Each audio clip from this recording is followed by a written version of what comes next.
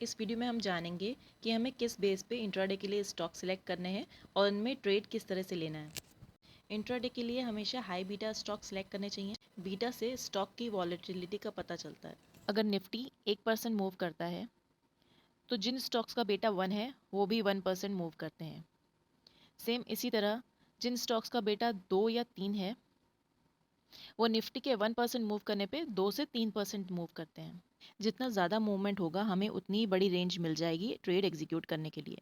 तो इस तरह से बीटा के बेस पे हम स्टॉक्स फिल्टर आउट करते हैं। नेक्स्ट पॉइंट है stock must be liquid high volumes.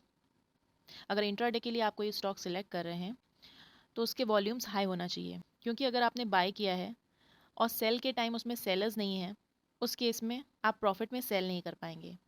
Same उसी तरह अगर आपने कोई स्टॉक सेल किया है और वहाँ पे बायर्स नहीं हैं तभी भी आप उस ट्रेड से प्रॉफिट में एग्जिट नहीं कर पाएंगे। सो इंट्राडे के लिए हाई वॉल्यूम स्टॉक होना बहुत ज़रूरी है। थर्ड पॉइंट है avoid upper circuit and lower circuit stocks and news based stocks. जो भी stocks upper circuit and lower circuit में लगे हैं उनको हमें अवॉइड करना है और न्यूज़ बेस्ड स्टॉक्स भी अवॉइड करने हैं।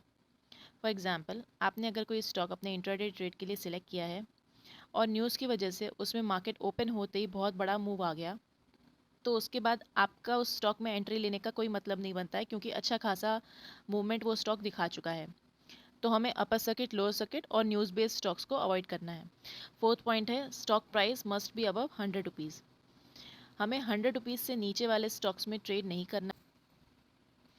फिफ्थ पॉइंट है strictly follow stop loss and trail it if trade is favourable. तो आपको स्टॉक में एंट्री करने के साथ ही अपना स्टॉप लॉस भी मार्क कर लेना है और उसे स्ट्रिक्टली फॉलो करना है। अगर आपने जो ट्रेड लिया है वो आपके फेवर में चल रहा है तो धीरे धीरे अपने स्टॉप लॉस को ट्रेल करते जाना है। सिक्स पॉइंट है don't target high profit in intraday.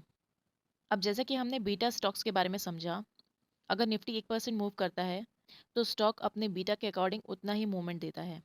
तो इस केस में कोशिश कीजिए, अगर आप बिगनर हैं तो 1% का टारगेट और आधे % का स्टॉप लॉस लेके चलिए। लास्ट रूल है ऑलवेज फॉलो ट्रेंड। अगर मार्केट पॉजिटिव में है, बुलिश है, तो मार्केट के अगेंस्ट जाके बियरिश ट्रेड ना लें।